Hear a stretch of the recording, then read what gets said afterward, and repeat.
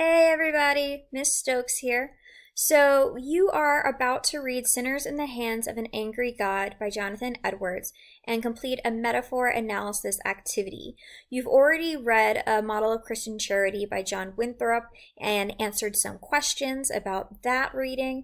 For this one, I wanted to create a video just to give you some direction because a metaphor analysis might be something you haven't done before. So, literary tools and literary techniques are things that we can use to help us analyze a piece and prove what the author's tone, message, purpose is. So, what I've done here is I've specifically directed you to do an analysis using just his metaphors. You'll specifically find 3 of his metaphors and work to analyze what his tone is through those metaphors. You could use other literary devices, personification, alliteration, but what I want you to specifically do for this one is metaphor. So there's a couple of things you need to know before getting started. The first is that this writing is a homily. And actually Winthrop's speech that you read previously is also a homily. So these are both homilies. And a homily is a sermon that uses Christian biblical beliefs to persuade listeners and readers of a moral or ethical idea. So Winthrop definitely does that with The City Upon a Hill, and Jonathan Edwards is definitely going to do that in this sermon. However, Jonathan Edwards' sermon is going to differ in tone from Winthrop's sermon, and that's because Edwards' sermon is also a Jeremiad. So a Jeremiad is a writing in which the author bitterly laments the state of society and its morals in a serious tone of sustained invective, and always contains a prophecy of society's imminent downfall.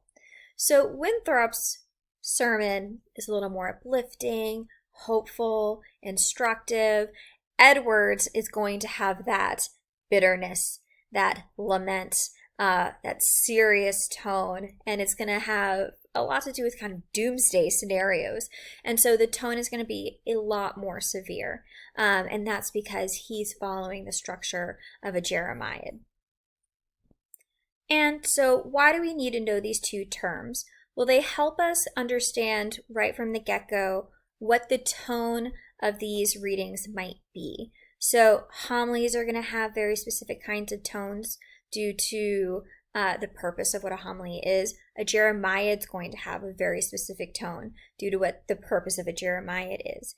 And so remember that tone is the emotion employed by the author's writing. It's the way the author feels about his or her subject. So while reading Sinners in the Hands of an Angry God, Jonathan Edwards' subject is his own parish and their sins. And so with the tone, we're trying to figure out how does he feel about the fact that his parish has been sinning. Okay? So that's what we're trying to discover, what the tone is. And we're going to prove that tone through metaphor and also diction. Whenever you talk about tone, you're going to be talking about word choice. That's just how it works.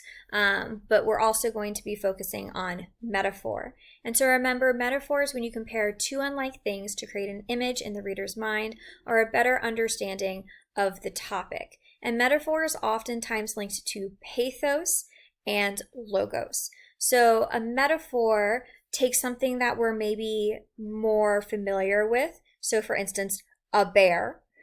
We know what a bear is. And then we might compare it to something we're less familiar with. Miss Geis, which is actually my old last name. I never updated my name in this, so I used to be Miss Geis. So maybe you don't know me very well.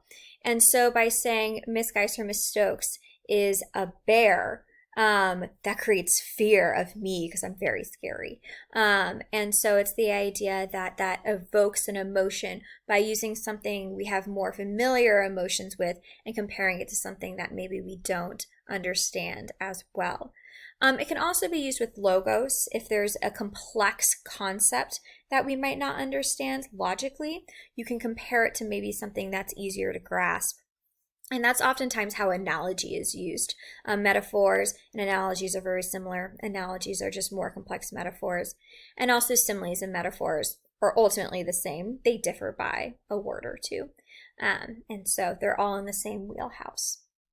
Now, what I'd like for you to do before you move on is please get these words written down in your ongoing notes. So in your ongoing notes, I should see homily, Jeremiad, tone, and metaphor. So 4 things. I should see 4 entries in your notes where you write kind of like what the term means, but also more importantly, how it works. So for instance, for your notes on metaphor, I should see these notes on how it's often linked to pathos and logos, because remembering that will then give you more things to say when you're writing your analysis essays. So we want to keep that in mind. All right, let's scoot on to specifically what you're going to be doing for this exploration of the text. So what I'm asking you to do is to find 3 metaphors, similes, or analogies. And I'm giving you an example here from the actual text. Don't worry, I didn't steal one of the few. There's so many in there, you won't have trouble finding 3 more. And so the one that I picked is, your wickedness makes you as if you were heavy as lead, and to tend downwards with great weight and pressure towards hell. So with this quote, the first thing that I want to do with it is I want to explain how the metaphor is working. So we start with how, we're going to go to what, and then we're going to go to why. So with how it works, I write, wickedness is compared to lead. We can see the picture here. I think visuals always help with metaphors. Therefore, with every sin that a person commits, they become heavier and sink further into hell. So the way how Jonathan Edwards' metaphor is working is he creates this image that with every sin, another block of lead is added to the weight of your soul, and it sinks you towards hell. We can already see this doomsday Jeremiad tone developing here. This is not a happy image in our head. It's very scary. And so that's how it's working. I just break the metaphor down into kind of the steps of it. Then I go into the what is Jonathan Edwards saying with this metaphor. He's saying that a person's actions have an accumulative effect on their fate. Furthermore, this suggests that Edwards believes that the people in his parish are sinning often, possibly daily. So if the lead is adding on and the person is gaining weight in their soul, a great weight, then that means that he doesn't believe that 1 or 2 people are sinning here or there. He believes his entire parish is sinning very often and they're sinking towards hell. So it creates this kind of exaggerated fear that everything is just terrible. And so that's what he's trying to say through this metaphor. That's his message, is that everyone is sinning and everyone is doomed. Fun. So then why is he doing this? This goes into the tone, what we're trying to prove here through the metaphor. And so I write the accusatory tone that uses phrasing like your wickedness points a finger at the audience. So note how I bring in a quote. In your analysis, you need to have a quote. And it shouldn't be long. It should be 1, 2, 3 words that you want to focus in on. Go for a narrowed scope where you're focusing in on like one area of the quote that you pulled. So I wanted to focus on your wickedness. You could have focused on the use of weight, pressure, lead. You could have focused on a lot of different things in here. I chose your wickedness.